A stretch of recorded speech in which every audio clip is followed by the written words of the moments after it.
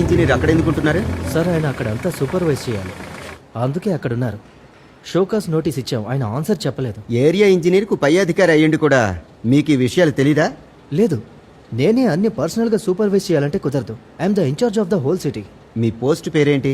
Chief engineer, operation and maintenance. మీకు నిర్ణయించబడిన విధులేంటి? Overall control of the operations and maintenance of city's water supply and sewerage system. Manhole scavenging లో దిగి పని చేయటం నేరం అని మీకు తెలుసా? తెలుసు.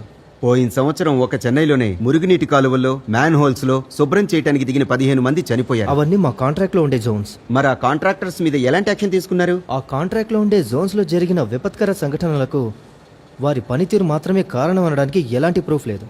థర్డ్ పార్టీస్ కూడా పనిచేస్తున్నారు. మాన్యువల్ స్కావెంజింగ్ కంట్రోల్ చేయడానికి మీరు ఎలాంటి చర్యలు చేపట్టారు? సర్వే చేయిస్తాం, అన్ని ఏరియాలలో అవేర్నెస్ ప్రోగ్రామ్స్ కండక్ట్ చేస్తాం. ఈ నెలలో నా కంట్రోల్లో ఉండే జోన్స్లో మొత్తం మ్యాన్హోల్ స్కావెంజింగ్ మూసేశారు. మురుగునీటి కాలువలో, సెప్టిక్ ట్యాంక్ డ్రైనేజీల్లో సరైన భద్రత లేకుండా శుభ్రం చేస్తున్న వారి నిర్వాహకం మీకు తెలుసా? ఎస్, వారిని తొలగించాము. భద్రతా ప్రమాణాలు పాటిస్తున్నారో లేదో మీరు ఎలా తెలుసుకుంటున్నారు? వీక్లీ స్పాట్ విజిట్కి వెళ్తాం. ఒకవేళ కాంట్రాక్ట్ పరిధిలో ఉన్నట్లయితే చూసి వారి పనితీరు, భద్రత చెక్ చేసి ఒప్పందం ఫైనలైజ్ చేస్తాం. మరి అలాంటప్పుడు ఇన్ని ఆరోపణలు ఎందుకు వస్తున్నాయి? నాకు తెలీదు. మీరే కదా అందుకు బాధ్యులు. కాదు, ఈ పనికి సంబంధించిన వారందరూ బాధ్యులే. ఇంతమంది చనిపోయారు అంటే మీ భద్రతా ప్రమాణాలు సరిగా లేవనే కదా అర్థం. సార్, మీరు చెప్పేవన్నీ సంభవం కాదు. అంతకుముందు పారిశుద్ధ కార్మికులందరూ లోపలికి దిగి పనిచేసేవారు, విషవాయువులు పీల్చి చనిపోయారు. ఇందులో మా సిబ్బంది పనితీరుని తప్పు పట్టడానికి ఏముంది సార్? వాళ్ళు మురుగు పని ప్రమాదం అని తెలిసి కూడా ఎందుకు చేస్తారు? ఆ విషయం నాకు తెలియదు సార్. మీరు దాని మీద ఎప్పుడు విచారణ చేపట్టలేదా? లేదు. ఏ? అలాంటి పని చేయమని నేను చెప్పలేను. అవసరాన్ని బట్టి ఇచ్చే డబ్బుల కోసం ఎంతమంది కార్మికులు జాగ్రత్తలు తీసుకోకుండా డ్రైనేజీలోకి దిగి పనిచేస్తున్నారు. డబ్బుల కోసం ఆశపడి మీరందరూ మురుగునీటిలో దిగకూడదని మీరు చెప్పాలి, చెప్పలేదు కదా? సాధారణంగా అలా జరగదు. మీ డిపార్ట్మెంట్ పరిధిలో ఉన్న సెప్టిక్ ట్యాంకులు, మురుగునీటి కాలువలు, డ్రైనేజ్ క్లీనింగ్ పనిని మిషన్స్తో శుభ్రం చేయడం సాధ్యమేనా? లేదు, అన్ని చోట్ల కుదరదు. మాన్యువల్గా కూడా చేయాల్సి. మరి అలా ఎలా చేయించగలుగుతారు? తగిన భద్రతా ప్రమాణాలు పాటిస్తూ జాగ్రత్తలు తీసుకుంటూ శుభ్రం చేయమని చెప్పి ఇంతకు ముందే చెప్పారు కదా మీ అధికార పరిధిలో ఉన్న జోన్స్ లో మాన్యువల్ స్కావెంజింగే చేయటం లేదని. ఇప్పుడు మాట ఎందుకు మారుస్తున్నారు? సరైన భద్రతా ప్రమాణాలు పాటించకుండా పారిశుద్ధ కార్మికులు చేత్తో వ్యర్థ పదార్థాలు తొలగించడం మ్యాన్హోల్ స్కావెంజింగ్ అని చట్టం చెబుతుంది. లోపలికి దిగకూడదని చెప్పలేదు. అది సాధ్యం కూడా కాదు. అలా అయితే అన్ని పనులు యంత్రాలతో చేయటం కుదరదని మీరు ఒప్పుకుంటారా? అవును. మార్పు ఎందుకు రావటం లేదు? అందుకు కావాల్సిన ఇన్ఫ్రాస్ట్రక్చర్ మన దగ్గర లేదు. అది లేకపోవటం ఎవరి బాధ్యత? అది నా రెస్పాన్సిబిలిటీ కాదు సార్. సిడౌన్. అదెవరి బాధ్యత? అది నా ఒక్కడి బాధ్యత మాత్రమే కాదు sir. Health department, central public health and environmental engineering organisation, CMDA, corporation ఎంతోమంది ఇన్వాల్వ్ అయ్యి ఉన్నారు. నేను ఒక్కడిని ఏమీ చేయలేను. ఇది సరైన సమాధానం కాదు సార్. 200 ఏళ్లకి పూర్వం ప్రజలు ఇంగ్లాండ్ నుండి అమెరికాకి వలసపోతున్న సమయం.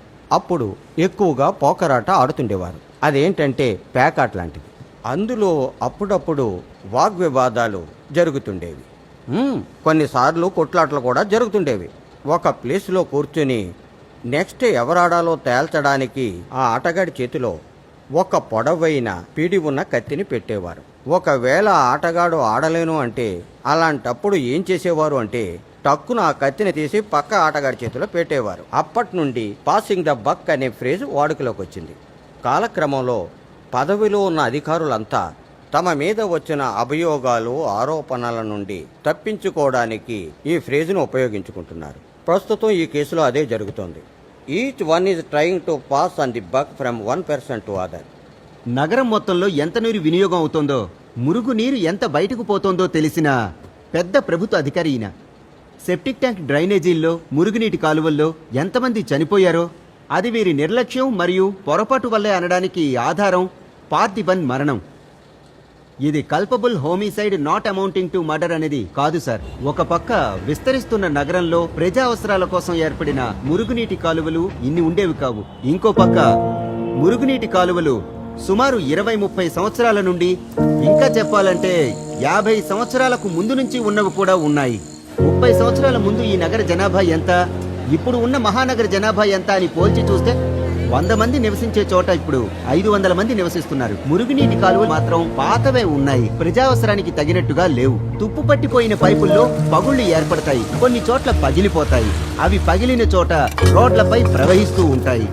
సరైన యంత్రాంగం లేక రిపేర్ చేయడానికి ఎవరూ రారు. అది మాత్రమే కాదు, వ్యర్థ పదార్థాలు పోయే మురుగు కాలువల్లో నీరు, వర్షాకాలంలో పొంగి ప్రవహించే వరద నీరు, రివర్స్ ఫ్లో వల్ల ఈ రెండు కలిసిపోతాయి. ఇలా జరగటం వల్ల చెత్తతో నిండిన నీటి ఒత్తిడికి వర్షాకాలంలో సరిపడా మెయింటెనెన్స్ చేయటం లేదు. ఇవి నివారించడానికి ఎటువంటి ఏర్పాట్లు చేయలేదు. ఇదంతా పర్యవేక్షణ చేయవలసిన ప్రభుత్వ అధికారుల బాధ్యతారాహిత్యం వల్ల పారిశుద్ధ్య కార్మికులు ప్రమాదాల బారిన పడుతున్నారు.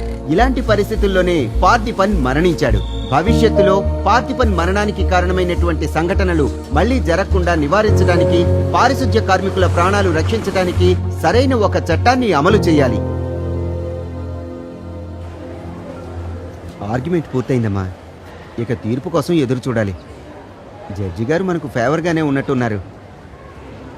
వచ్చే 3వ తారీఖు నాడు రండి, చూద్దాం. Okay sir. సరే సార్. సరేనమ్మా. చాలా థ్యాంక్స్ సార్. వెళుస్తానమ్మా, వస్తాను.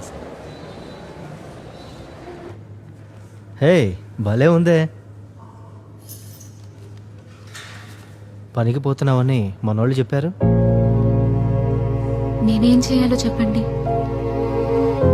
నువ్వు నన్ను పెళ్లి చేసుకుని చాలా కష్టపడుతున్నావు. అని ఎవరు చెప్పారు? నాకు మీతో పాటే ఉండాలని ఆశ, కానీ మీరు నిద్రపోవడానికి మాత్రమే ఇంటికి వస్తారు. నాతో ఒక టీ తాగడానికి కూడా మీకు టైం లేదు.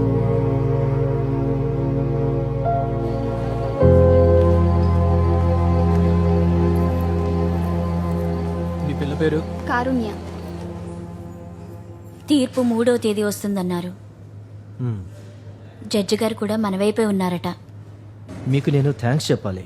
న్యాయవాది ఏం చేస్తారో అని భయపడకుండా నమ్మకంగా ఎదురు చూసినందుకు మీకు నా సెల్యూట్. మీరు త్వరగా బయటకు రావాలి కామ్రేడ్. త్వరలోనే వస్తాను.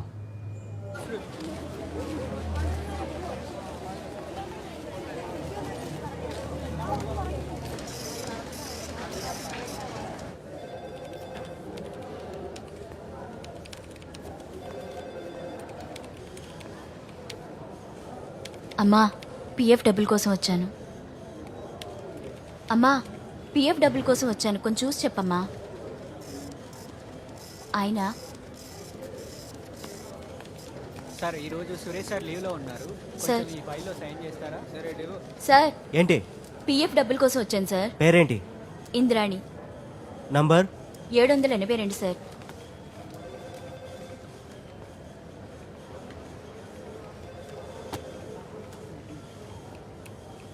ఈ నెంబర్ ఇక్కడ లేదమ్మా.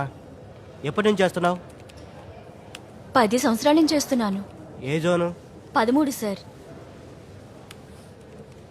కార్డులో డబ్బులున్నాయి, డ్రా చేసుకోమని సూపర్వైజర్ చెప్పారు సార్. ఈ నెంబర్ ఇక్కడ లేదమ్మా. సూపర్వైజర్ ఒకసారి కలిసి మీ నెంబర్ కరెక్టో కాదో చెక్ చేసుకుని రండి.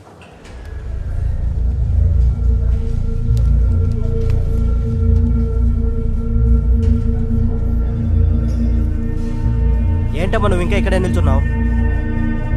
సరే ఒక పని చేయి, నువ్వు పోయి అకౌంట్ ఆఫీసర్ని కలు, అతను అడిగి పిఎఫ్ నెంబర్ తీసుకురా. ఆ నెంబర్ ఉందో లేదో చెక్ చేసి చూసి చెప్తాను. అర్థమైందా? వెళ్ళు.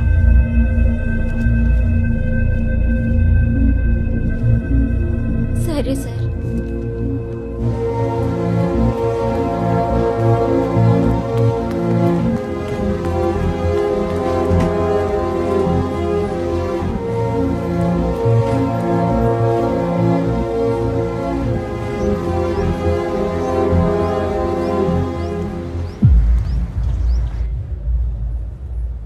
మీ సూపర్వైజర్ పేరేంటి? సురేష్ సార్. సురేష్. ఆయన 2 రోజులు లీవ్లో ఉన్నాడు. ఆయన వచ్చాక మీ పని చూద్దాం. ఆయన చెప్పడు సార్, గొడవ జరిగింది. ఏం గొడవ? అదేంటంటే చాలా తప్పుగా మాట్లాడాడు. నేను కోపం వచ్చి కొట్టాను. కొట్టారా? అవును సార్, చాలా తప్పుగా మాట్లాడాడు. అందుకే పనిలోంచి తీసేశాడు సార్. నాకెంత రావాలో పిఎఫ్ నెంబర్ చూసి చెప్పండి సార్. 2 గంటలకు వచ్చి 4వ నెంబర్ రూమ్లో మేడం గారు ఉంటారు, మీరు కలవండి. ఇదిగో మా కార్డు. నమస్తే కామ్రేడ్. నమస్తే. నేను మీకు ఫోన్ చేద్దాం అనుకున్నాను. సూపర్వైజర్తో ఏదో గొడవను విన్నాను. అవును కామ్రేడ్, కోపంలో చేయి చేసుకున్నాను. ఇక్కడికొస్తే జీతం లేదు, పిఎఫ్ లేదని అటు ఇటు తిప్పుతున్నారు. అవునా? సరే, నేను విషయం ఏంటో కనుక్కొని చెప్తాను. సరే ఇక్కడే కామ్రేడ్. ఉండండి.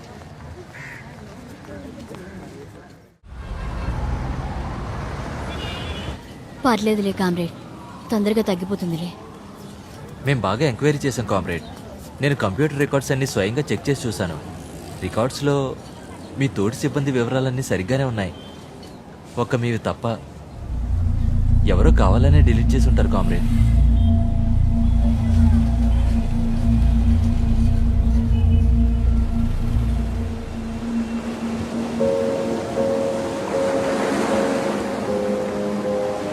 మా మీరిద్దరు ఎంతో అన్యోన్యంగా ఉండాలని నేను కోరుకున్నాను. నాకంతా తెలుసని నేను అనుకున్నా. ఇప్పుడు తెలిసింది నా జీవితం గురించి తప్ప నాకేదీ తెలీదని. I feel totally last.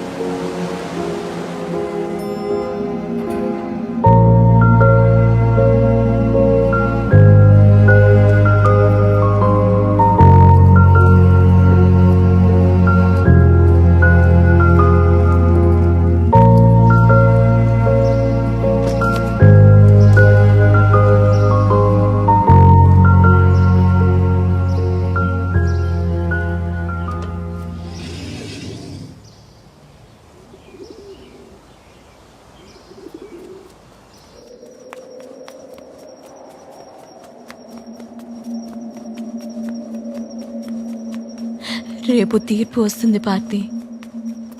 నువ్వు వెళ్ళిపోయి 300 రోజులు అయ్యింది. నీవు లేకుండా నాకు బాలేదు. నువ్వు ఎప్పుడు నన్ను వదిలిపోకూడదు పార్తి. ఈ 300 రోజులు ఎలా గడిచాయో నాకే తెలీదు. ఈ 300 రోజులు నేను చూడని కష్టం లేదు, పడని పాటలు లేవు. ఎలా ఉన్నానో చెప్పలేదు. పెద్ద కష్టం వచ్చి పడింది. ఎలా సాగుతుందో తెలియదు. నువ్వు ఏ లోకంలో ఉన్నా సంతోషంగా ఉండాలి. అదే నేను కోరుకునేది. కుళ్ళిపోయిన ఈ సమాజంలో నీలా ఎవ్వరూ చావకూడదు, నాలా ఎవ్వరూ బతికుండకూడదు.